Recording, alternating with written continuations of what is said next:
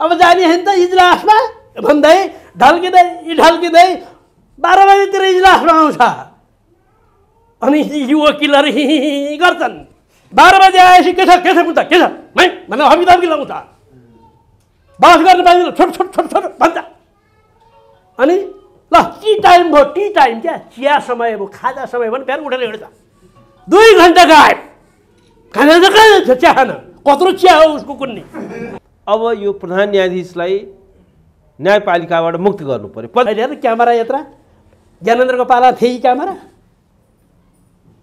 आएको ठोकिहाल्थ्यो नि त्यसपछि केपी शर्मा ओली नाम गरेका एउटा प्रधानमन्त्री थिए त्यो बेला अब पछि त खोज्नुपर्छ तिनलाई कहाँ चोलेन्द्रजीको बेन्चमा तिनीहरूको मुद्दा छ अहिले अदालतमा त्यो मुद्दा अगाडि नबढाउनु भने हुनाले म त फेरि मुद्दा हेर्छु भन्दा कस्तो बेइमान कस्तो भ्रष्ट यो प्रमाण छैन र साँच्चीकै भन्ने हो भने आज उहाँले भ्रष्टाचारद्वारा अकुत सम्पत्ति जोड्नु भएको छ आफै विपक्षी हुने आफै झगडिया आफै न्यायाधीश हुन मिल्छ यो अहिले नयाँ जुन यो 9 धनाढ्यहरू पैदा भएका छन् त्यो अधिकांशमा चलिन शमशेर राणाको पैसा छ काठमाडौँमा बनेका ठुल्ठुला मलहरूमा उहाँको पैसा छ उहाँको लगानी छ 2 जना न्यायाधीश नभए फैसला हुँदैन कम्तीमा नेपालका अरबपति भनिएका विनोद चौधरी भन्दा उहाँसँग बढी पैसा छ झगडा गर्न आएको पनि होइन बिचौलियाहरूलाई तलाउँछु भन्छ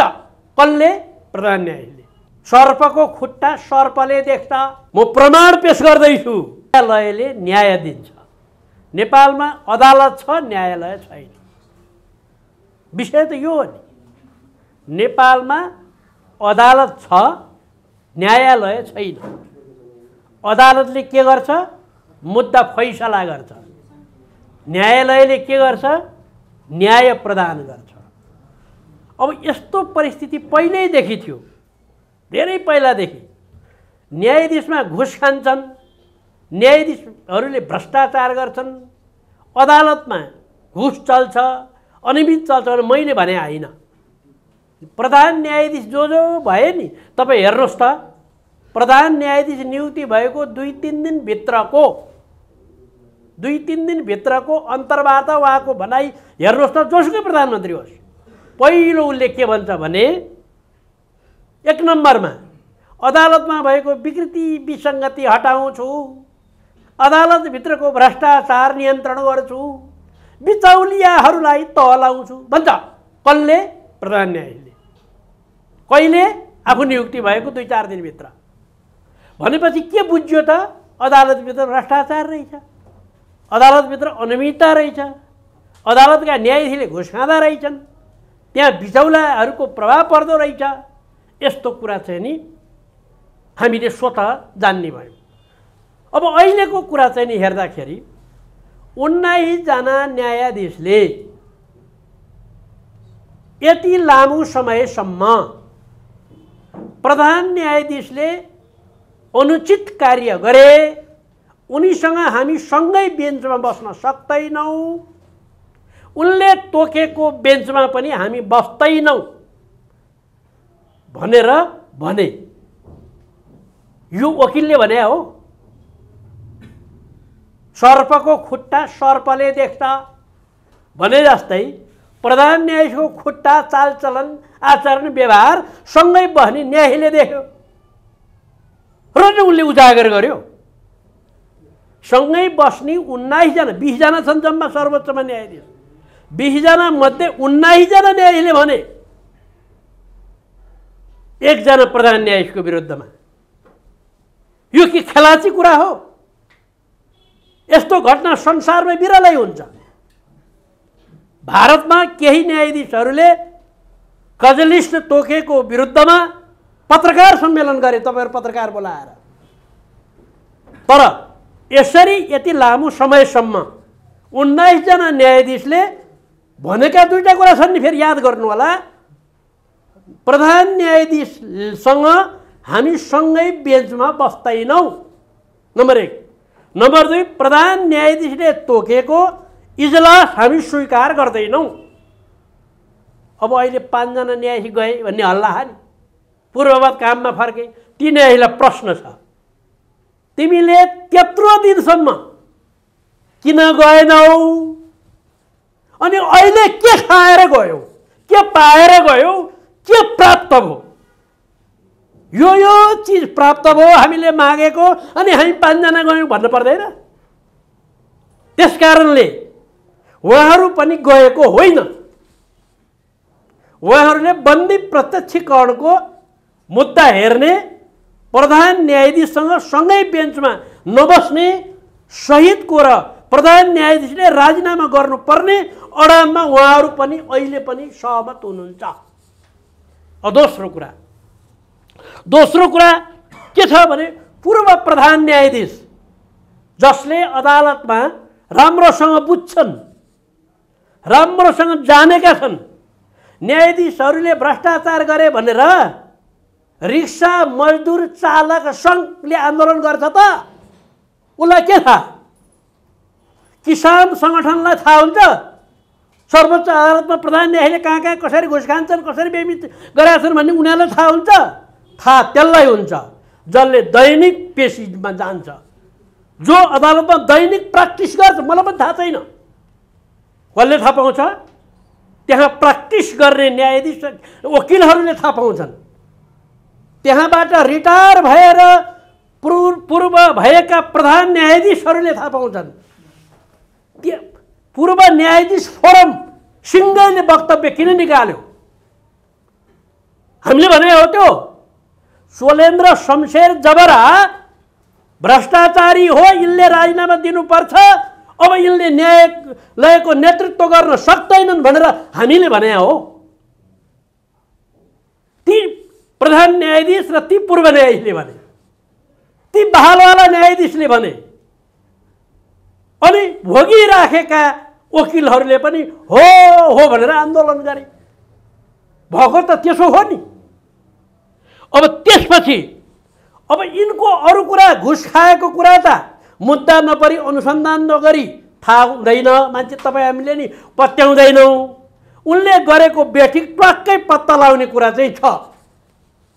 उनले गरेको ठ्याक्कै पत्ता लाग्ने कुरा चाहिँ छ, प्रमाणै छ। अहिले मैले यहाँ तपाईँलाई ठ्याक्क भनिदिएपछि त्यता हो भन्नुहुन्छ। अनि जसले चोलेन्द्र राम्रै छ भन्न सक्ने हैसियतमा छन् तिनीहरूले पनि भन्छन्। हिजो भर्खरै केही संवैधानिक अङ्गका पदाधिकारीहरूले चोलेन्द्रजीलाई फाइदा हुने गरी वक्तव्य निकाल्नु हो। ती मान्छे को थाहा छ? चोलेन्द्रजीको बेन्चमा तिनीहरूको मुद्दा छ अहिले अदालतमा आजको मितिमा। अनि चोलेन्द्रजीले को गुणगान उहाँहरूले गाउनु भयो। त्योभन्दा अर्कै कुरा छ, म प्रमाण पेश गर्दैछु। त्यो अर्को कुरा के छ भने संवैधानिक परिषद तपाईहरुलाई थाहा छ, त्यसमा 6 जना मान्छे बसेर निर्णय गर्नुपर्छ भनेर संविधानमा लेखेको छ। संविधान हामीले बनायौं नि, संविधान सभाले 3 जना बसे, निर्णय गर्न भनेर बसे। त्यसमा चोलेन्द्र पनि बसे।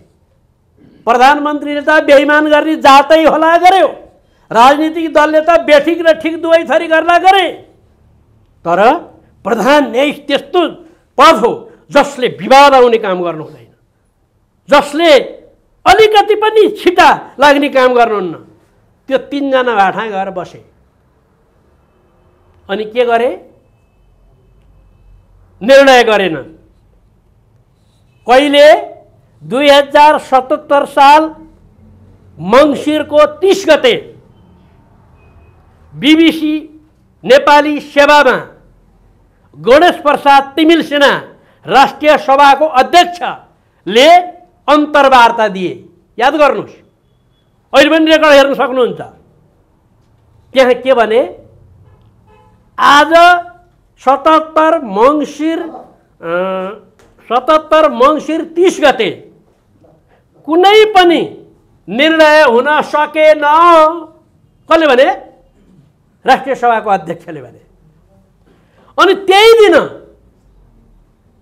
त्यही दिनको निर्णयबारे चोलेन्द्र शमशेर जबराले भोलिपल्ट सर्वोच्च अदालतका जम्मै न्यायाधीश भएको संयुक्त च्याम्बरमा के भने, हिजो के पनि निर्णय भएको छैन भने। सबै न्यायाधीशले सुने, त्यो अहिले आन्दोलन गर्ने न्यायाधीशले सुने ए भने। त्यसपछि केपी शर्मा ओली नाम गरेका एउटा प्रधानमन्त्री थिए त्यो बेला। अब पछि त खोज्नुपर्छ तिनलाई कहाँ कहाँ। अहिले चाहिँ छन्, अहिलेसम्म चाहिँ छन्। तिनीले के भने, नेपाल कम्युनिस्ट पार्टीको बैठकमा आएर के भने आज 77 मङ्सिर 30 गते कुनै निर्णय भएन भने। अब तपाईहरु टुङ्गो लाउनुहोस् त, 3 जना बैठकमा बसेका 3 जनाले कुनै निर्णय भएन भनेका भएपछि त्यो दिन केही निर्णय भएर भन्ने भयो। यो नागरिक दैनिक लगायतका विभिन्न दैनिकमा समाचार छापिया छ।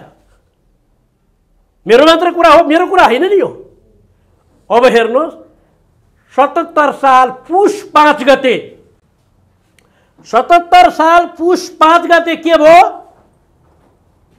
संसदलाई संवैधानिक परिषदले एउटा पत्र पठायो प्रतिनिधि सभालाई। बुझ्नुभयो? प्रतिनिधि सभालाई के भनेर पत्र पठायो, संसदीय सुनवाई गरिदिनुहोस्। हामीले मङ्सिर 30 गते, अहिले केही निर्णय भएको छैन भन्ने दिनको मङ्सिर 30 गते 32 जना निम्न खालका मान्छेहरूलाई नियुक्ति गर्न सिफारिस गरेका छौं भनेर पठायो। अब तपाईँ भन्नुहोस् त, त्यत्रो जालसाजीयुक्त काम प्रधान न्यायाधीश सामेल भए, त्यो जालसाजीमा सामेल भए। ल त्यो त गरे प्रधानमन्त्रीले गरे, अरू राजनीतिक मान्छेले गरे, प्रधान न्यायाधीशले गरे। प्रधान न्यायाधीशले जालसाजी गर्ने। 2 त्यसपछि संसदीय सुनवाई भएन।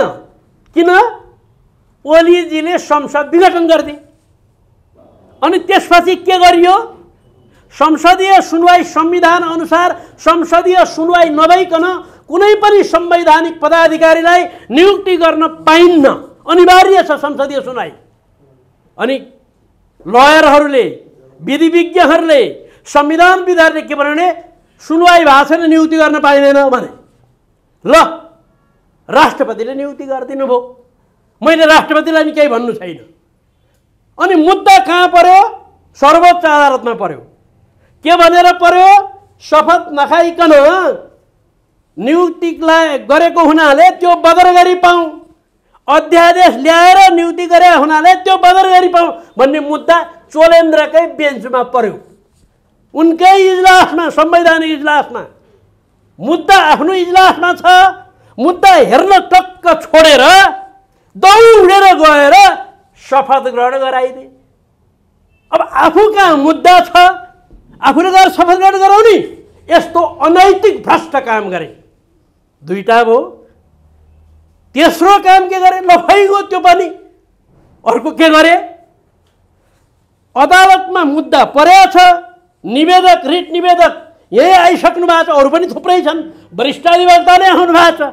अब त्यो रिट त्यहाँ परिराखेको छ, पेशी चढाउँदैनन्। कताबाट घुस खाए कि, कताबाट गलत्याए कि, कसैले कुड्छु भने कि मरिए, पेशी चढाउँदैनन्। अनि आन्दोलन गर्न थाले, आवाज धेरै आउन थाल्यो। अनि पेशी चढाउँदा के भन्छन्? यो मुद्दा त मै हेर्छु भन्छन्। उनलाई नै मुद्दा हालेको छ विपक्षी चोलेन्द्र शमशेर जबरा। विपक्षी मुद्दाको आफै विपक्षी हुने, आफै झगडिया, आफै न्यायाधीश हुन मिल्छ?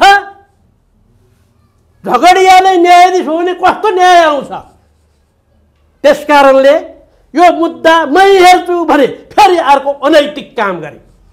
यत्रो जिद्दी गरे, वकिलले भयङ्करसँग लड्दा लड्दा लड्दा मै हेर्छु, यो मुद्दा त मै हेर्छु भनेका छन्, बसेका छन्। मुद्दा पेशी अरूलाई दिएनन्, मै बस्छु भन्छन्। अब समस्या भयो। तेस्रो, संसारकै विधिशास्त्रको विरुद्धमा आफू विरुद्धको मुद्दा आफैले न्यायाधीश भएर हेर्ने काम गरे। यस्तो अनैतिक प्रधान न्यायाधीश होइन। अनि लास्टमा केही सिप नलाएर एक दिन इजलासमा आएर ट्याक्क बसे, दुईतिर 4 जना न्यायाधीश राखेर ल ल ल वकिल साहबहरूले भने अब म मुद्दा यो हेर्दिनँ, जुन दिन यो मुद्दा सुरु हुन्छ म बिदा बस्छु, जुन दिन यो मुद्दाको फैसला हुन्छ त्यो दिन पनि बिदा बस्छु। ल अब भयो भनेर वकिल साहबहरू हिँडे। भोलिपल्ट त एउटा प्रायोजित एउटा रिट हाल्न लगाइयो। सिंगल इजलासले एउटा न्यायाधीशले 5 जना न्यायाधीशले हेरिरहेको मुद्दालाई अब यो मुद्दा अगाडि नबढाउनु भने हुनाले म त फेरि मुद्दा हेर्छु भन्दा कस्तो बेइमान, कस्तो भ्रष्ट, यो प्रमाण छैन। ल त्यति पनि गरे, ल मुद्दा हेर्छु भने त्यति पनि गरे। त्यस्तो हुँदै जाँदाखेरि फेरि अहिले आएर त्यो मुद्दा आजको मितिसम्म पनि फैसला भएको छैन। त्यसले के भयो ल भन्नुहोस् त, सुन्नुहोस् के भयो। देशभरका सबै संवैधानिक अङ्गहरू निष्प्रभावी भए, देशका सबै संवैधानिक अङ्गहरू गैर कानुनी गैर संवैधानिक नियुक्ति भएको कारणले आफूले गर्नुपर्ने कर्तव्य गर्न पाएनन्।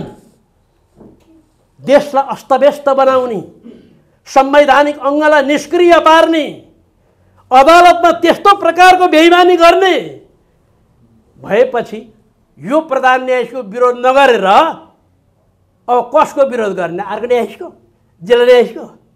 जिल्ला न्यायाधीशको कारवाही मागे भए पो अहिलेको सरकारले बेठिक गर्यो भने कसको राजीनामा माग्नुहुन्छ तपाईँहरू? प्रधानमन्त्रीको। न्यायालयमा बेठिक भएपछि कसको राजीनामा माग्ने? प्रधान न्यायाधीशको। यस्तो सिम्पल कुरालाई सारा प्रायोजित गरेर ट्विस्ट गरेर राजीनामा दिने जन्मैले देऊ। इमान भएका न्यायाधीशले राजीनामा दिनुपर्छ। संवैधानिक इजलासका 4 जना न्यायाधीश बाँकी छन् नि, चोलेन्द्र बाहेक। कसैले पनि उनीहरूलाई प्रश्न उठाउन सक्दैन। त्यस्ता न्यायाधीश छन्, विधिशास्त्रका मान्यता बुझेका, विधिशास्त्रमा अडिग भएका।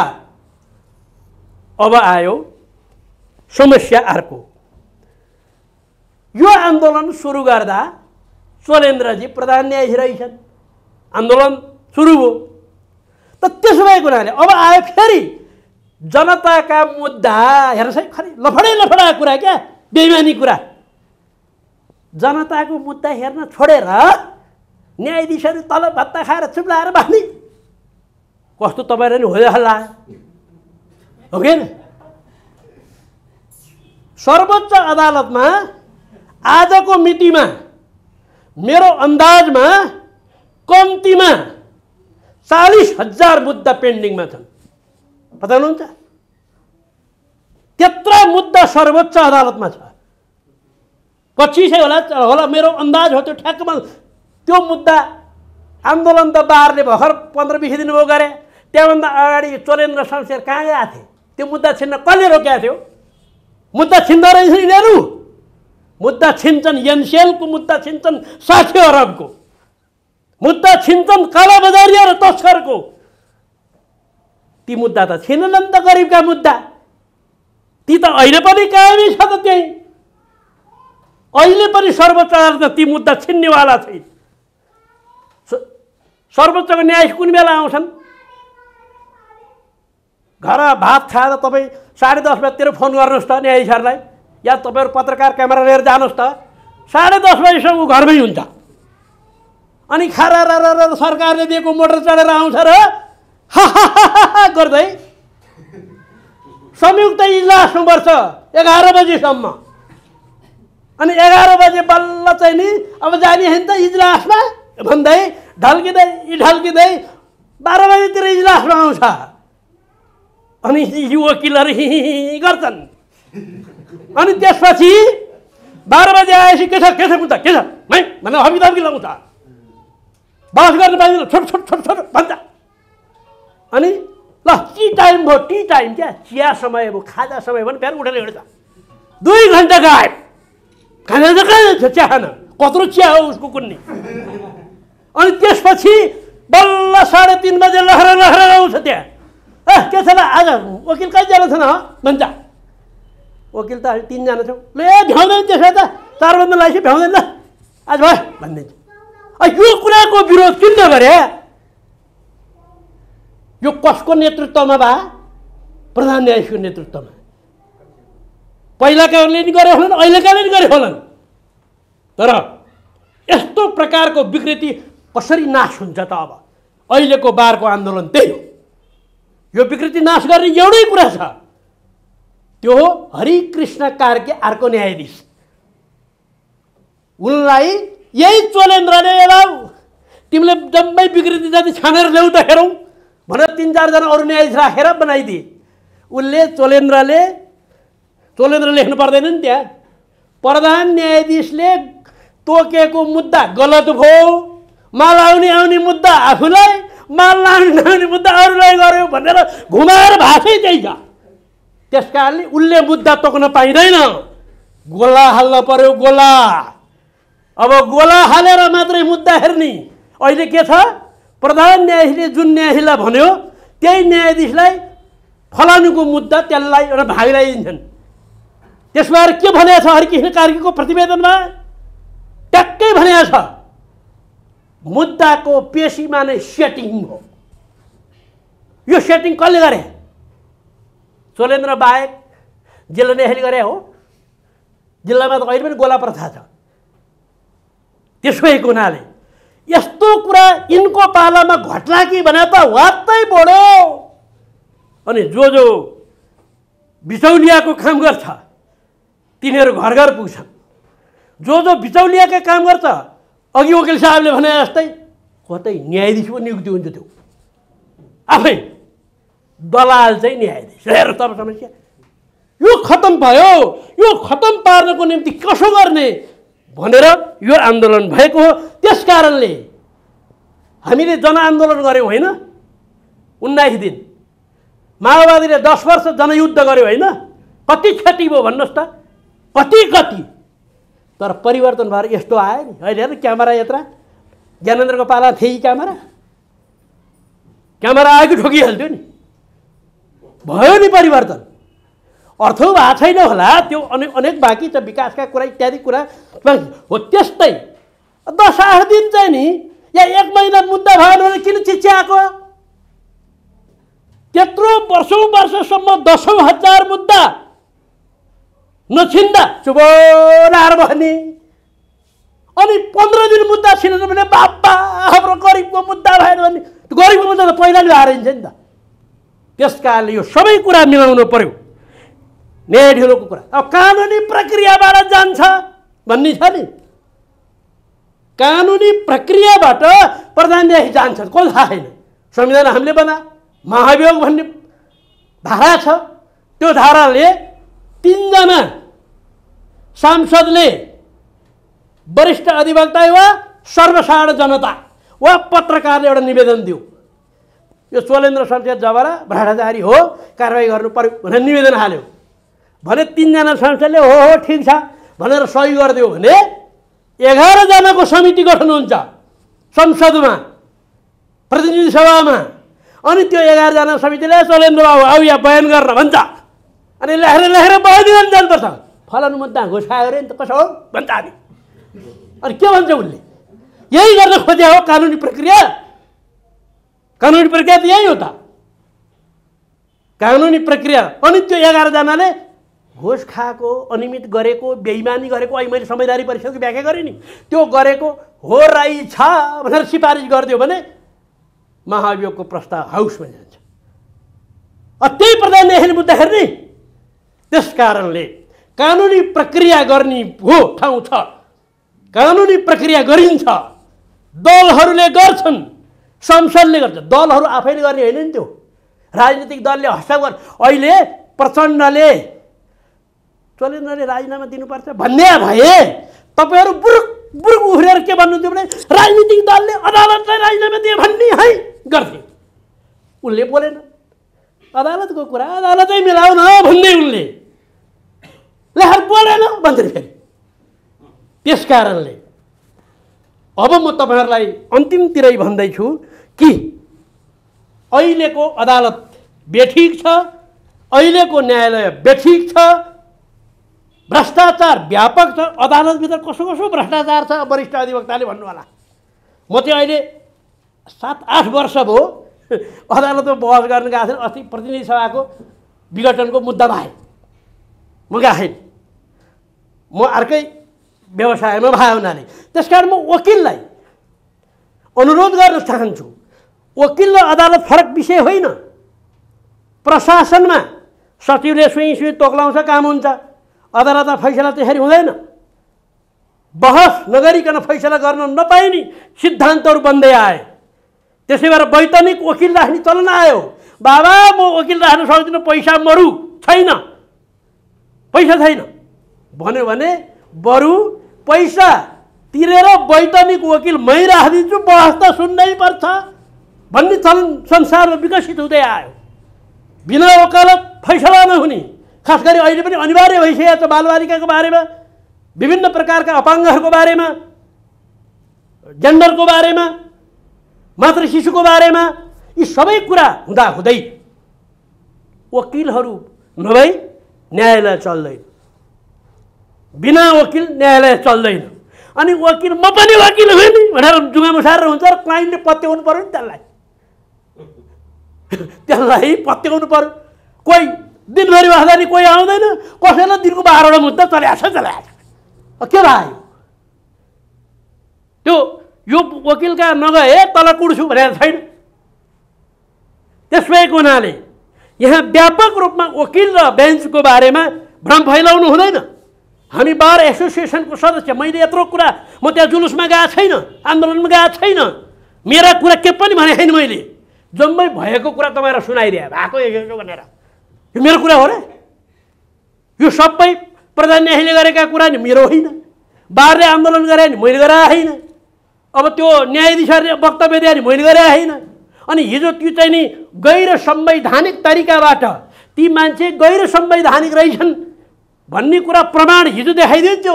संवैधानिक अङ्गका मान्छेले वक्तव्य दिएर अलिकति सुझबुझ भएकाले दिएनन् वक्तव्य, फेरि दलाल जातिले दिए, त्यहाँ नि सुझबुझ भएकाले दिएनन्। जस्तै अख्तियारको प्रमुखले दिएनन्, वक्तव्य दिएनन्, निर्वाचन प्रमुखले पनि दिएनन्, लोकसभाको प्रमुखले नि दिएनन्, यी गुन्द्रुकेहरूले दिए। हेर्नुहोस् किन दिए तिनीहरूले?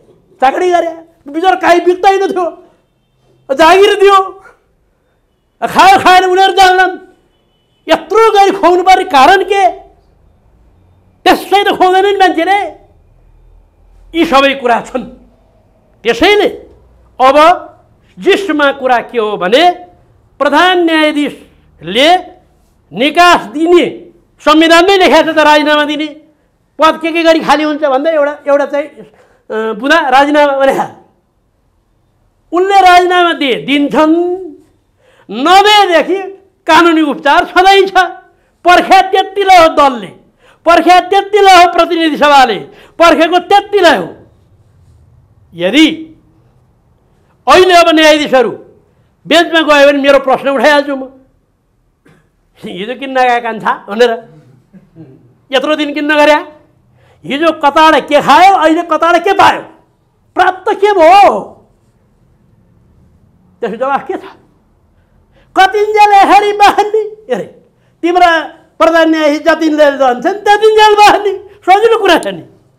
हामीले माया राख्यो, हामीले आन्दोलन गर, बेन्चमा स्वीकार गर हामीले भने हो, आफू गर्ने। अनि अहिले दलालका कुरा सुनेर के गर्न अप्ठ्यारो पऱ्यो भन्ने यो मिल्दैन। त्यस कारणले न्यायाधीश जस्तो हुनु पर्यो, न्यायाधीशले बोलेको कुरा ब्रह्मवाक्य जस्तो हुनु पर्यो, न्यायाधीश निष्कलङ्कित हुनु पर्यो, न्यायालय स्वच्छ र स्वतन्त्र हुनु पर्यो।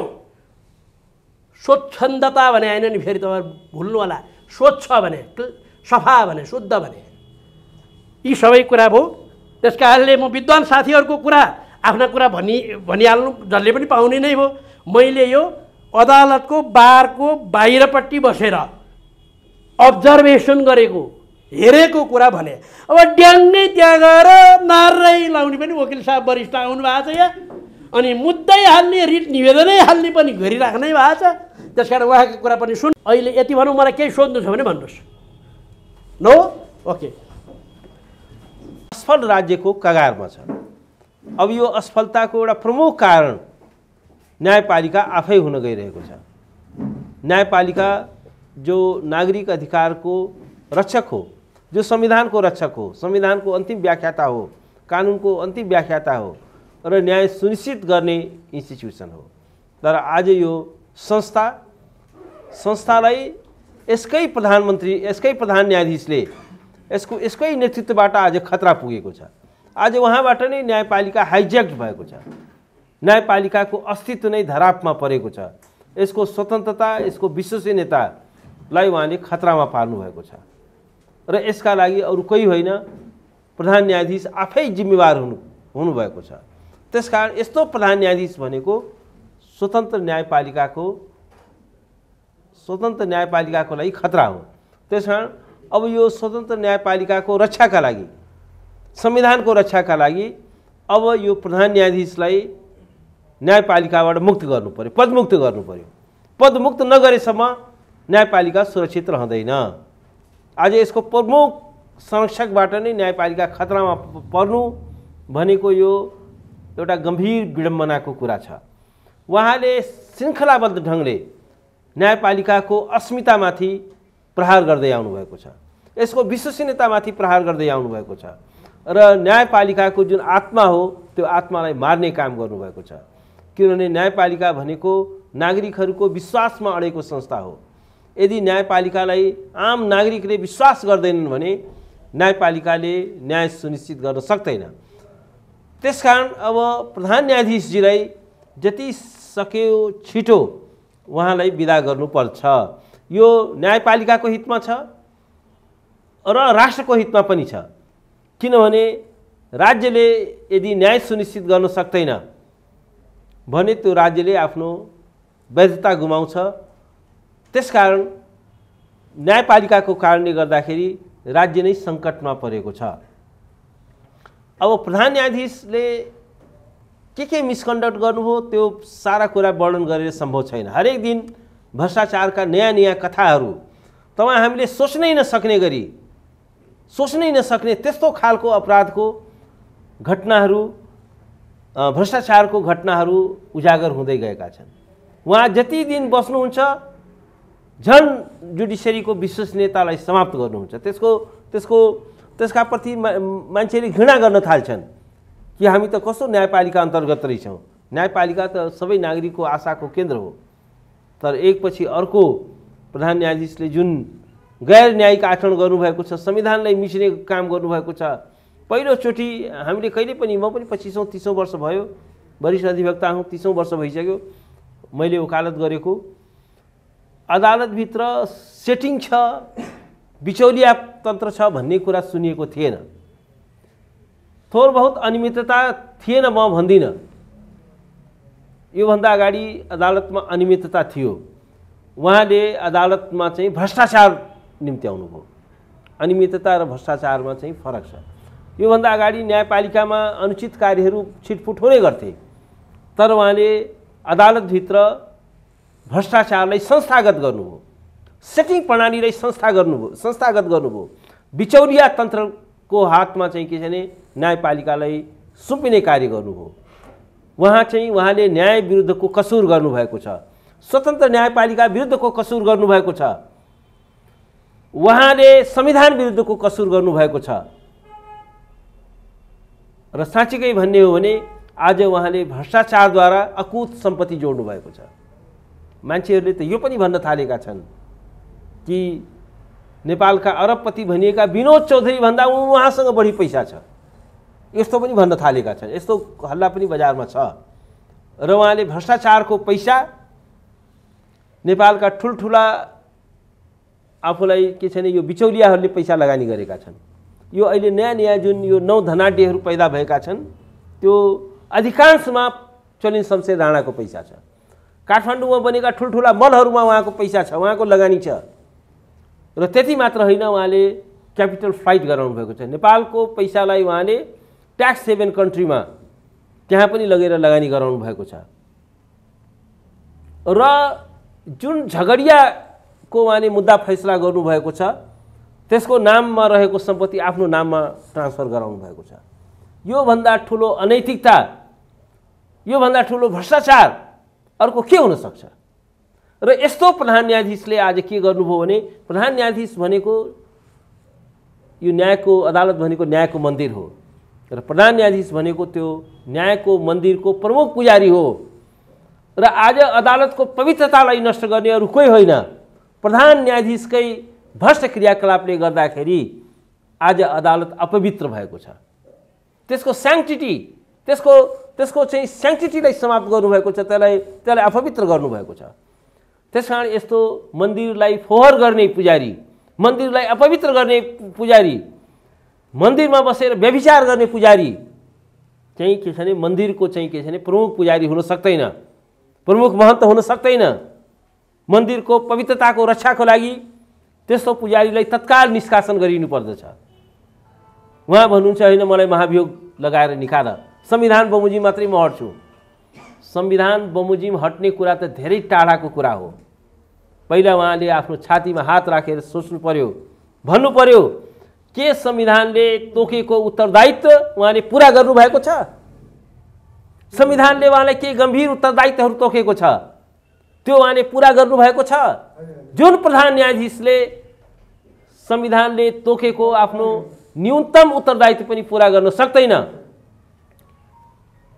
त्यो प्रधान न्यायाधीश पदमा बस्ने नैतिक अधिकार हुँदैन र कानुनी अधिकार पनि हुँदैन। उहाँले आफ्नो संवैधानिक भूमिका पनि निर्वाह गर्नुभएको छैन, उहाँले आफ्नो नैतिक जिम्मेवारी पनि पुरा गर्नुभएको छैन। संविधानको धारा 136 ले उहाँलाई एउटा गम्भीर जिम्मेवारी दिएको छ। नेपालमा भएका जति पनि न्यायिक इन्स्टिट्युसनहरू छन्, सर्वोच्च अदालतदेखि जति पनि न्यायिक इन्स्टिट्युसन्सहरू, जिल्ला अदालत, हाइकोर्ट, न्यायाधिकरणहरू, त्यो सबै अदालतहरूमा, सबै न्यायिक निकायहरूमा एउटा प्रभावकारी ढङ्गले न्याय सम्पादन होस्, त्यसको सुनिश्चितता गर्ने अन्तिम जिम्मेवारी संविधानले के भयो है? बत्ती गयो भने के हुन्छ? रेकर्ड हुँदैन?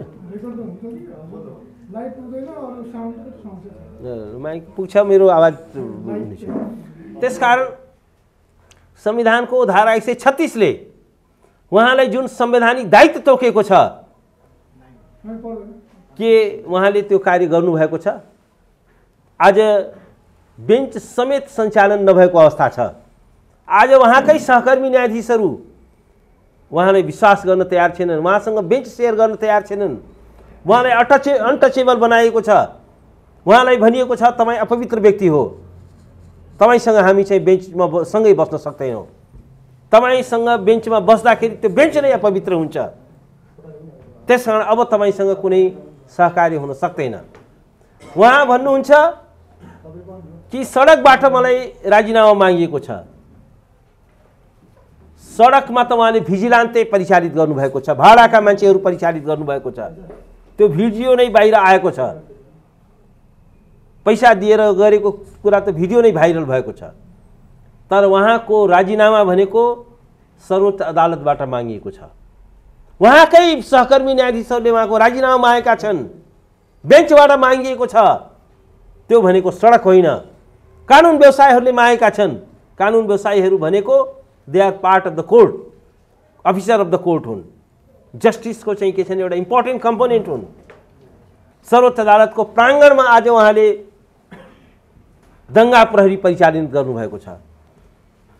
न्यायपालिका भनेको त्यो तर्क र विवेकले काम गर्ने ठाउँ हो। त्यहाँ प्रहरी परिचालन गरेर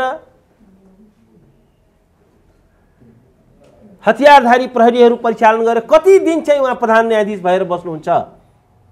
जुन दिन उहाँले अदालतमा प्रहरी बोलाउनु भयो त्यो दिन उहाँ पदमुक्त भइसक्नुभयो। किनभने अब उहाँ न्यायाधीशको एउटा नैतिकताको आधारमा चलेको पद हो, नैतिकताको आधारमा टिकेको पद हो। जब उहाँले नैतिकता गुमाउनु भयो र पद टिकाउनको लागि प्रहरीको सहायता लिनु पर्यो, प्रहरी परिचालन गर्नु पर्यो, हतियारधारी प्रहरीहरू, दङ्गा प्रहरीहरू परिचालित गर्नु पर्यो, तब उहाँको चाहिँ के छ भने पद चाहिँ समाप्त भइसक्यो। जुन दिन उहाँका सहकर्मी न्यायाधीशहरूले भने हामी तपाईँसँग बेन्च सेयर गर्दैनौँ, त्यो दिन नै उहाँ चाहिँ प्रधान न्यायाधीश पदबाट च्युत भइसक्नुभयो। अब उहाँ नेपालको प्रधान न्यायाधीश हुनुहुन्न, किनभने प्रधान न्यायाधीश हुनका लागि जुन नैतिक र कानुनी दायित्व हुन्छ त्यो त उहाँले निर्वाह गर्नुभएको छैन। जुन दिनदेखि कानुन व्यवसायीहरूले भने कि तपाईँको बेन्चमा हामी बहस गर्दैनौँ किनभने तपाईँले न्यायलाई किनबेच गर्नुभएको छ, तपाईँमाथि हामी विश्वास छैन भनेपछि उहाँको पद चाहिँ कहाँ बाँकी रह्यो त? हेर्नुहोस्, कानुन व्यवसायीहरू भनेको नेपालको संविधानले चिनेको एउटा मात्रै पेसा छ, अरू कुनै पेसाको बारेमा संविधानले बन्दोबस्त गरेको छैन। एउटा मात्रै पेसा हो त्यो कानुन व्यवसायी। संविधानको धाराले भनेको छ हरेकले आफूले रोजेको कानुन व्यवसायीसँग चाहिँ परामर्श गर्न पाउँछ। अरू कुनै पेसाको बारेमा त्यहाँ बोलिएको छैन, संविधानले कुनै पेसाको बारेमा त्यहाँ व्याख्या गरेको छैन, बन्दोबस्त गरेको छैन। यो एउटा चाहिँ के हो भने संवैधानिक किसिमको पेसा हो र त्यो पेसाका व्यक्तिले चाहिँ के भन्यो भने तपाईँको बेन्चमा हामी अब बहस गर्न सक्दैनौँ, तपाईँ अब चाहिँ हाम्रो यो न्यायपालिकाको प्रधान न्यायाधीश हुन लायक छैन, तपाईँले चाहिँ यो न्यायपालिकाको इमेजलाई ध्वस्त गर्नुभयो, त्यसको पवित्रतालाई नष्ट गर्नुभयो, त्यसको विश्वसनीयतालाई नष्ट गर्नुभयो र अदालतको मन्दिरमा तपाईँले न्यायको चाहिँ व्यापार गर्नुभयो, किनबेच गर्नुभयो र न्यायाधीशको पदलाई तपाईँले चाहिँ भ्रष्टाचार गर्ने लाइसेन्सको रूपमा चाहिँ तपाईँले रूपान्तरित गर्नुभयो। उहाँले कति मात्रै गर्नु भएन। उहाँले चाहिँ किन आज उहाँ चाहिँ यो अटोमेसन प्रणाली या गोला प्रथा किन मान्न तयार हुनुहुन्न? किनभने त्यो गर्ने बित्तिकै उहाँले जुन बेन्च चाहिँ तोकेर आफूले बेन्च तोक्न पाउँदाखेरि आफूले चाहेको बेन्चमा पैसा आउने मुद्दा चाहिँ राख्न पाइयो र त्यसबाट अकुश सम्पत्ति जोड्न पाइयो। गोला प्रथा हुने बित्तिकै त उहाँको हातबाट पावर गयो, उहाँले बेन्च तोक्न पाउनुहुन्न, कुन बेन्चमा पर्यो कहाँ पर्यो थाहा हुँदैन, उहाँको नियन्त्रण हुँदैन र उहाँले त्यसपछि भ्रष्टाचार गर्न पाउनुहुन्न। भ्रष्टाचारको जुन दुलो हो त्यसले चाहिँ भ्रष्टाचारको जुन स्ट्रक्चरल मेकानिजम छ त्यो भ्रष्टाचारको स्ट्रक्चरल मेकानिजम भनेको सेटिङ र बिचौलिया जुन तन्त्र छ त्यो पराजित हुन्छ, त्यो ध्वस्त हुन्छ। त्यस कारण उहाँ भन्नुहुन्छ कि त्यसलाई उहाँले लागू गर्न तयार हुनुहुन्न। भन्दाखेरि अब के आधारमा चाहिँ उहाँ प्रधान न्यायाधीश भइरहने? अघि पनि कुरा आयो, उहाँले सबै संवैधानिक निकायहरूमा आफ्ना सारा आसेपासेहरूलाई बिचौलियाहरूलाई नियुक्त गर्नुभयो। त्यहाँ कुनै गतिलो मान्छेलाई उहाँले नियुक्त गराउनु भएको छैन। उहाँको कोटामा भएकाहरू एक त त्यो असंवैधानिक ढङ्गले ल्याइएको अध्यादेशको आधारमा उहाँले चाहिँ त्यो प्रक्रियामा उहाँ भाग लिनुभयो, त्यो नै एउटा गैर न्यायिक आचरण हो। त्यो नै एउटा उहाँलाई पदमुक्त गर्नको लागि त्यो नै काफी थियो। त्यसमा पनि उहाँले पैसा लिएर आफ्ना सारा बिचौलियाहरूलाई, सारा आसेपासेहरूलाई, भ्रष्टहरूलाई चाहिँ ल्याएर चाहिँ संवैधानिक निकायहरूमा राख्नुभयो। संवैधानिक निकाय भनेको त्यो राज्य सञ्चालनको एउटा प्रमुख अङ्ग हो, त्यो एउटा वाचडग बडी हो जसले स्टेटका मेकानिजमहरूलाई एउटा एकाउन्टेबल बनाउँछ। त त्यस्तो निकायमा पनि सारा उहाँले बिचौलिया तन्त्रलाई हावी गराउनु भयो, यत्रो अपवित्र कार्य गर्नुभयो। त्यसको विरुद्धमा मैले मुद्दा हालेको छु सर्वोच्च अदालतमा। आज 11 महिना भइसक्यो त्यो मुद्दाको सुनवाई उहाँले गराउनुहुन्न। उहाँले त्यो मुद्दाको सुनवाई पनि आफ्नै बेन्चमा राख्नुहुन्छ। हामीले भन्यौँ तपाईँको चाहिँ यहाँ कन्फ्लिक्ट अफ इन्ट्रेस्ट छ, तपाईँले आफैले गरेको आफ्नो मुद्दामा आफै न्यायाधीश बन्न मिल्छ? तपाईँ त यो मुद्दाको विपक्षी हो, त्यो मुद्दाको चाहिँ तपाईँले कसरी सुनवाई गर्न मिल्छ? त्यस निम्ति के हो भने तपाईँले यो मुद्दाको सुनवाई गर्न मिल्दैन भनेर हामीले भन्दाखेरि त्यो दिन त उहाँले स्वीकार गर्नुभयो। तर एकजना अर्को आसेपासे एउटा व्यक्तिलाई खडा गरेर उहाँले चाहिँ रिट हाल्न लगाउनु भयो र सेटिङको आधारमा तत्कालै त्यसमा अन्तरिम आदेश जारी गराउनु भयो र जसले गर्दाखेरि आज असंवैधानिक ढङ्गले नियुक्त भएका सारा बिचौलियाहरू, राष्ट्रले नचिनेका, नपत्याएका, किनभने संवैधानिक निकायमा नियुक्त हुनको लागि उच्च नैतिक चरित्र चाहिन्छ, स्वच्छ चरित्रको व्यक्ति चाहिन्छ, राज्यले पत्याएको व्यक्ति चाहिन्छ। तर त्यस्तो निकायमा उहाँले सारा आफ्नो चाहिँ आसेपासेलाई नियुक्त गराउनु भएको छ र उहाँकै कारणले गर्दाखेरि उहाँले उनीहरूको उहाँकै कारणले गर्दाखेरि उहाँले मुद्दा सुनवाई नगरेकै कारणले गर्दाखेरि आज त्यस्ता व्यक्तिहरूको जागिरले निरन्तरता पाएको छ र त्यति मात्र होइन उहाँले मन्त्री परिषदमा समेत भाग खोज्नुभयो राजदूतमा पनि उहाँले भाग खोज्दै हुनुहुन्थ्यो अरू कति ठाउँमा उहाँले के गर्नुभयो सबै कुराको फेरिस्त आउँदैछ त्यो कुरा अहिले भनेर सम्भव पनि छैन सिरिज अफ वास्तवमा भन्दाखेरि के छैन यो बार एसोसिएसनले त्यसै उहाँको राजीनामा मागेको छैन उहाँको चाहिँ पापको घडा भरिसकेको छ मान्छेहरूले भन्छन् पहिले तपाईँहरूले किन बोल्नु भएन म त के भन्छु भने मैले त पहिलेदेखि बोल्दै आएको हुँ जुन दिन उहाँले असंवैधानिक यो अङ्गहरूको नियुक्ति प्रक्रियामा सहभागी हुनुभयो शपथ ग्रहणको प्रक्रियामा सहभागी हुनुभयो मैले भने अब चाहिँ उहाँलाई महाभियोग लगाइनुपर्छ अब उहाँले राजीनामा दिनुपर्छ पदत्याग गर्नुपर्छ उहाँलाई अब पदमा बस्ने उहाँलाई नैतिकता छैन उहाँले त्यो नैतिक कानुनी सबै आधार गुमाइसक्नु भएको छ भनेर मैले बोलेको थिएँ तर अर्को कुरा पनि के हुँदो रहेछ भने महाभारतमा शिशुपाल वध उसको 99वटा गल्तीलाई स्वीकार गरे कृष्णले तर जब 100औं गल्ती गरे अनि त्यसपछि शिशुपाल वध भयो वध भन्ने शब्द म भन्दिनँ उहाँलाई पदमुक्त गरिनुपर्छ उहाँलाई चाहिँ न्यायपालिकामा राखिनु हुँदैन अब अहिलेको दुनियाँमा वध भन्ने हुँदैन त्यो अलोकतान्त्रिक कुरा हो त्यो मानव अधिकार विरोधी कुरा हो तर उहाँले चाहिँ पद त्याग गर्नुपर्छ किनभने उहाँले 99 होइन हजारौं गल्ती गर्नुभएको छ उहाँले पद त्याग गर्नै पर्ने हजारौं कारणहरू छन् तर उहाँ पदमा बस्ने एउटा पनि कारण छैन त्यसकारण उहाँले पद त्याग गर्नै पर्छ उहाँको पद त्यागको कुनै विकल्प छैन उहाँले न्यायपालिकालाई ध्वस्त गर्नुभयो लोकतन्त्रको मन्दिरलाई उहाँले अपवित्र गर्नुभयो नेपाली जनताको आशाको धरोहरलाई उहाँले समाप्त गर्नुभयो र एउटा कुरा के छ भने म राजनीतिज्ञहरूलाई पनि के भन्न चाहन्छु भने तपाईहरु पनि कान खोलेर सुन्नुहोस् ओलीजीले हिजो त तपाईहरुलाई अख्तियार लगाएर थुन्नेवाला नै थिए यो हामी कानुन व्यवसायीहरूले हो जो आज चाहिँ के छ भने दुई चोटि भएको संसद विघटनलाई बदर गरेर एउटा संविधानलाई ट्र्याकमा ल्याउने काम गरेको छ र एउटा कुरा यो पनि तपाईहरु बुझ्नुस् कि त्यो प्रतिनिधि सभा विघटनलाई बदर गर्ने कुरामा लोकेन्द्र यो चोलेन्द्रको कुनै हात छैन उनी चाहन्थे कि प्रधानमन्त्रीको जुन सिफारिस छ प्रतिनिधि सभाको जुन विघटन छ त्यो विघटनलाई सदर गर्ने उहाँको मनसुबा थियो तर उहाँको चलेन किनभने 4 जना न्यायाधीशहरू एकातिर भइदिए अनि उहाँको केही नचलेपछि उहाँले चाहिँ बहुमतको रायमा आफ्नो सहमति जनाउनु भएको मात्रै हो उहाँसँग त्यत्रो फैसला लेख्न सक्ने उहाँको बौद्धिक क्षमता पनि छैन उहाँ इन्टेलेक्चुअली एकदमै पुअर पर्सनालिटी हो उहाँको क्षमता त त्यसैमा देखियो नि टेलिभिजनमा आएर के भन्नुहुन्छ कि जन्मकैद भनेको त 8 वर्षसम्मको मात्रै सजाय हो कुन चाहिँ कानुनमा लेखेको छ कि जन्मकैद भनेको 8 वर्षको मात्रै सजाय हो कुनै कानुनले भनेको छैन यसबाट देखिन्छ उहाँको न्यायिक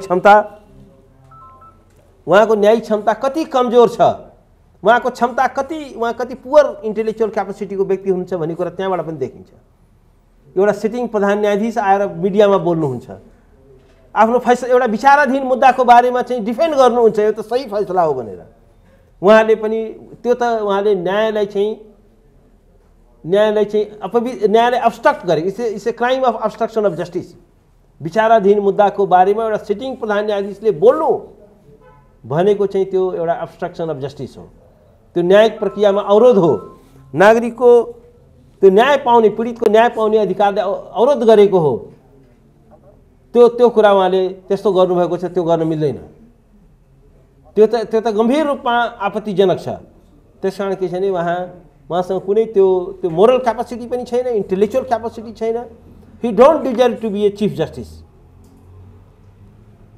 न्यायपालिकाको स्वास्थ्यको लागि लोकतन्त्रको स्वास्थ्यको लागि संविधानको रक्षाको लागि उहाँको पद जानै पर्छ उहाँले पद त्याग्नै पर्छ उहाँले चाहिँ संविधानको शक्ति पृथकीकरणको सिद्धान्तलाई पनि ध्वस्त गर्न खोज्नुभयो एकपछि अर्को गैर न्यायिक आचरण प्रस्तुत गर्नुभयो त्यसकारण अब पदमा बस्ने नैतिकता उहाँले गुमाइसक्नु भएको छ र अब यो आन्दोलन पछाडि फर्किँदैन। हुँदा हुँदा उहाँले के छ भने आफैले त्यो अनैतिक ढङ्गले गैर संवैधानिक ढङ्गले नियुक्त गराएका व्यक्तिहरू आज उहाँको पक्षमा स्टेटमेन्ट निकाल्दैछन्। यो पनि गम्भीर रूपमा आपत्तिजनक छ। उनीहरूको मुद्दा अदालतमा विचाराधीन छ, त्यसको रिट हाल्ने व्यक्ति म हुँ। त्यो मुद्दा फैसला भयो भने ती सबै नियुक्तिहरू बदल हुन सक्छन् र उनीहरू चाहिँ के छ भने प्रधान न्यायाधीशको बचाउमा आउनु भनेको त्यो पनि चाहिँ के छ भने न्यायिक प्रक्रियालाई दूषित गरेको हो, न्यायिक प्रक्रियालाई चाहिँ के छ भने हाइजेक गर्न खोजेको हो, न्यायमा अवरोध गर्न खोजेको हो। आफ्नो बचावटको लागि चाहिँ के भने उनीहरूले आएको स्टेटमेन्ट हो। संसारमा कहीँ पनि कन्स्टिट्युसनल बडीले यसरी स्टेटमेन्ट निकाल्दैन। त्यो स्टेटमेन्ट निकाल्नु आफैमा अशोभनीय छ। त्यसकारण एकपछि अर्को उहाँले चाहिँ भिजिलान्ते प्रयोग गर्दै हुनुहुन्छ। मिडियामा पनि उहाँले धेरै लगानी गर्नुभएको छ भन्ने सुनिन्छ। सबै पत्रकारहरू पनि स्वच्छ छैनन्, धेरै पत्रकारलाई चाहिँ उहाँले किन्नु पनि भएको छ। तर पनि के छ भने म धन्यवाद दिन्छु केही निडर पत्रकारहरू, तपाईँहरू जस्तो स्वच्छ पत्रकारहरू पनि छन्, निडर पत्रकारहरू पनि छन् जो चाहिँ के छ भने बजारमा चाहिँ बिक्रीको लागि अभाइलेबल छैनन्, जो फेयरलेसली जनताको पक्षमा, सत्यको पक्षमा, न्यायको पक्षमा चाहिँ उभिन्छन्। त्यस्ता ठुलो सङ्ख्या त्यस्तो पत्रकारहरूको छ। त्यसले गर्दाखेरि आज हाम्रो लोकतन्त्र बाँचेको छ, हाम्रो संविधान बाँचेको छ। र एउटा कुरा के छ भने चोलेन शमशेर राणाजीले कान खोलेर सुन्नुहोस् कि यो बारको जुन हामी कानुन व्यवसायीहरूको जुन अभियान छ यो नैतिक आन्दोलन हो। यो नैतिकतामा आधारित छ। हामी नैतिकताको पक्षमा छौँ, सत्यको पक्षमा छौँ। 4 जना चाहिँ के छ भने यो भिजिलान्ते परिचालित गरेर, साइबर सेना परिचालित गरेर केही पनि हासिल हुनेवाला छैन। तपाईको चाहिँ सबै विकल्पका सबै मार्गहरू अब बन्द भइसके। तपाईँ अब भाग्ने छिप्ने कुनै ठाउँ छैन। त्यसकारण अब एउटै विकल्प छ, तपाईसँग अब चाहिँ पदमुक्त गर्नुस्, न्यायपालिकाको पवित्रतालाई रक्षा गर्नुस्। धन्यवाद। 2 जना न्यायाधीश नभए फैसला हुँदैन कम्तीमा, चाहे त रञ्जन कोइरालाको होस् या जोसुकै एबिसिडी फैसला हुन्, 2 जना न्यायाधीश बस्नुपर्छ। एउटा चोलेन्द्र शमशेर बस्नु भएको रहेछ या अर्को कोही मान्ने न्यायाधीश बस्नुभयो। त्यहाँनिर राय बाजियो भने अलग कुरा हो, होइन भने 2 जना मिलेर गरेको फैसलामा 1 जना मात्रै भ्रष्टाचारी कसरी हुन्छ? मेरो प्रश्न त्यहाँनिर हो। यदि यस्तै विवादित फैसलाहरूमा चोलेन्द्र शमशेरसँग कसले बेन्च सेयरिङ गर्नुभयो त्यसको सूची निकालौँ र अनि अनुसन्धान गरौँ न त। त्यो भन्दैन नेपाल बार एसोसिएसनले। एकहोरो गैर संवैधानिक ढङ्गबाट घोक्रे ठ्याक लाउने, गलत ल्याउने जुन योजना गरिरहेछ यसमा हाम्रो गम्भीर असहमति छ। त्यो तमाम कानुन व्यवसायी साथीहरूको देख्नु भएन? पहिला के भन्यो? आन्दोलन उपत्यका व्यापी बनाउने, जिल्ला जिल्लामा आन्दोलन गर्ने भनेर नेपाल बारले घोषणा गर्यो। पछाडि फेरि के आन्दोलन त को मान्छ? तिमी बहस गर्न नजाऊ भन्दा कोही कानुन व्यवसायीहरू मान्छ? अनि त्यसपछि अब पार लागेन, यत्रा दिन भइसक्यो, पार नलागेपछि फेरि अब सर्वोच्च केन्द्रित गर्ने, 2 जना भए पनि अदालतहरूबाट त्यही ल्याउनुपर्छ भनेर फेरि सर्वोच्च केन्द्रित गर्ने भनेर भन्नुभएको छ। यसैले यो नेपाल बार एसोसिएसनको यो आन्दोलनले निष्कर्षमा पुर्याउँदैन र यसले अरू समस्या क्रिएट गर्छ। कानुन व्यवसायहरू कतिसम्म जवाफदेही हुनुपर्ने रहेछ भने मैले यहाँलाई निवेदन गरौँ। एउटा त्यो गुजरातमा सरदार वल्लभभाइ पटेल उहाँको बिरामी श्रीमती सिकिस्त बिरामी हुनुहुँदो रहेछ। उहाँको त्यही दिन पेशी थियो। पेशी भएपछि सिकिस्त बिरामी छोडेर अदालत जानुभयो र बहस गर्ने क्रममा कसैले उहाँलाई एउटा चिट दियो। त्यो चिट हेर्नुभयो, श्रीमतीको मृत्युको खबर थियो त्यो चिटमा। फेरि पनि उहाँले बहसलाई कन्टिन्यू गर्नुभयो र बहस सकिएपछि अदालत परिसरमा आएर रुनुभयो। यसको मतलब पेसासँग कति जवाफदेही हुन्छ? हामीले त पक्षसँग कति जिम्मेवार हुनुपर्छ? श्रीमती मर्दा रुने छुट समेत पनि हुँदैन कानुन व्यवस्थालाई। आफूले लिएको मुद्दा लिने, वकालतनामामा सही छाप गर्ने, शुल्क खल्तीमा हाल्ने, अनि त्यसपछि बहस गर्दिन भन्ने नैतिकता कुन कानुन व्यवस्थाले कसरी हुन सक्छ? यो कोड अफ कन्डक्टको पनि उल्लङ्घन हो, यो पक्षमाथिको बेइमानी पनि हो र यो पक्षमाथि यो गरिएको ठगी पनि हो। त्यसैले नेपाल बार एसोसिएसनको यो आन्दोलनसँग हाम्रो असहमति छ। माननीय न्यायाधीशहरू बेन्चमा फर्किनुहोस्, इजलासमा आउनुहोस् अब यो होइन भने सर्टेन भेस्टेड इन्ट्रेस्ट राखेका केही सीमित वरिष्ठ अधिवक्ताज्यूहरूको इसारामा सञ्चालित यो आन्दोलनको यसले हामी सबैलाई नाङ्गो बनायो, राष्ट्रिय अन्तर्राष्ट्रिय रूपमा हामीलाई लज्जित बनायो। त्यसैले यो आन्दोलन हाम्रो विनम्रतापूर्वक नेपाल बार एसोसिएसनका अग्रज विद्वान वरिष्ठ अधिवक्ताज्यूहरूसँग आग्रह के हो भने समस्या छन्। ट्रान्सपरेन्सी इन्टरनेसनलले 2007मै अदालतभित्र भ्रष्टाचार छ भनेर प्रतिवेदन दियो। हिजो योभन्दा अगाडि पनि विभिन्न किसिमका कमिटी आयोगहरू बने, तिनले पनि प्रतिवेदनहरू दिए। ती प्रतिवेदनहरूले पनि अनियमितता छ, भ्रष्टाचार छ भनेको थियो। 2007मा भएको भ्रष्टाचारका विषयमा हामीले किन बोल्दैनौँ? आज यसरी चर्चा गरिँदैछ मानौ यो समस्या चोलेन्द्र शमशेरकै कारणले, त्यो पनि अहिले आज, हिजो 3 वर्ष अघि पनि होइन। यदि 10औं 20औं 30औं वर्षदेखि यो समस्या थियो भने यसको एकमात्र कारण चोलेन्द्र शमशेर हुँदैन, सम्माननीय प्रधान न्यायाधीश मात्र यसको कारण हुँदैन। यसका कारण अरू धेरै हुन सक्छन्। ती सम्पूर्ण कारणहरूको खोजी नगर्दासम्म अदालतभित्रको समस्या समाधान हुँदैन, अदालतको विश्वसनीयतालाई जोगाउन सकिन्न। त्यसैले हाम्रो प्रश्न चोलेन्द्र शमशेर ल ठिक छ, चोलेन्द्र शमशेरको कारणले भएको रहेछ भने पनि यसका संवैधानिक विधि र प्रक्रियाहरू छ। संविधानभन्दा बाहिर बसेर कुरा गर्न हामी कानुनका विद्यार्थीलाई सुहाउँदैन, मिल्दैन। त्यसैले समस्याका समाधानका निम्ति इमानका साथ नेपाल बार एसोसिएसन जिम्मेवार भएर आओस्। माननीय न्यायाधीशहरू, प्रधान न्यायाधीश लगायत अन्य माननीय न्यायाधीशहरू जवाबदेहिताका साथ आउनुहोस् र माननीय हरिकृष्ण कार्कीको प्रतिवेदनलाई इमानका साथ कार्यान्वयन गर्ने प्रतिबद्धता व्यक्त गरियो र त्यसलाई कार्यान्वयन गरियो भने मात्रै केही हदसम्म समस्याहरूको समाकरण हुन सक्छ भन्ने हामीलाई लाग्छ। यदि होइन यही ढङ्गले जाने हो भने अब प्रश्न नेपाल बारमाथि उठ्न थालेको छ। अब प्रश्न इजलास बहिष्कार गर्ने 19 जना माननीय न्यायाधीशहरूमाथि उठ्न थालेको छ। यो प्रश्न थप उठ्दै जाने हो। त्यसैले यो अरू धेरै नोक्सानीबाट बच्नका निम्ति पनि अब हामी एउटा समझदारीमा पुग्न, एउटा उसमा पुग्न जरुरी छ। केही बेन्चहरू हिजो अस्तिबाट सुचारू भएको छ र अहिले के सुन्न आएको छ भने यो फुलकोट शुक्रबार डाकिया छ, त्यस पछाडि एउटा नियमावली बनाएर गोलाप्रथामा जाने।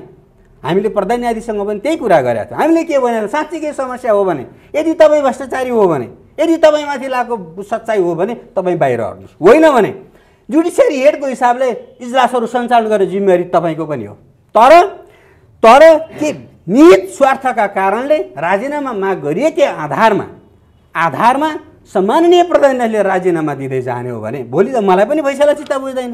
म पनि सक्छु 50 जना 10 100 जना एउटा भिड सुप्रिम कोर्टको परिसरमा जम्मा गर्नलाई। अनि के तिनले राजीनामा माग्यो भने राजीनामा माग दिँदै जाने? त्यसैले यो गलत नजिर बस्छ, हटाउनै पर्ने रहेछ।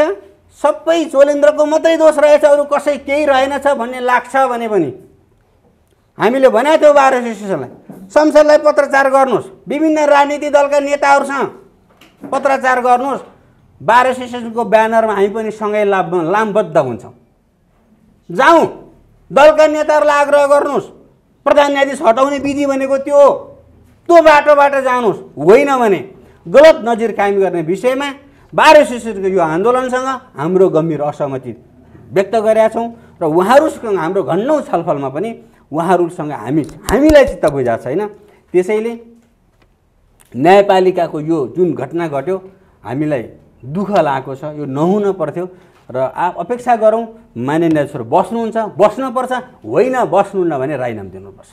राजीनामा दिनुहोस्, घर जानुहोस्, ट्रेड युनियन चलाउनुहोस्, तर सर्वोच्च अदालतमा सरकारी सेवा सुविधा लिएर, राज्यको सेवा सुविधा लिएर दुखी गरिबका मुद्दा नछिन्ने हक, फैसला नगर्ने हक, इजलासमा नबस्ने हक तपाईँहरूलाई पनि छैन।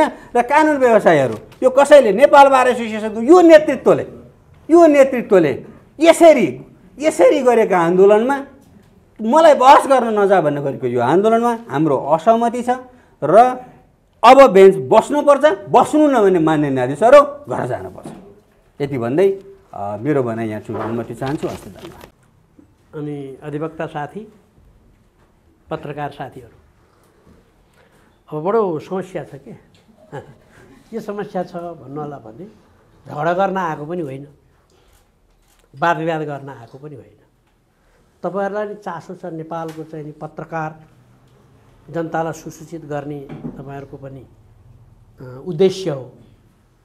तपाईँको उद्देश्य टाढादेखि आउनु भएको छ, विभिन्न प्रकारले चाहिँ नि तपाईँहरूले जिज्ञासाहरू राख्नुहुन्छ। मलाई चाहिँ जिज्ञासा राख्नुभयो भने ठिक हुन्थ्यो। म पहिलो प्रश्न सोध्छु, देश अस्तव्यस्त छ, संसद अस्तव्यस्त भयो, तपाईँहरूले देख्नुभयो, संसद विघटन भयो।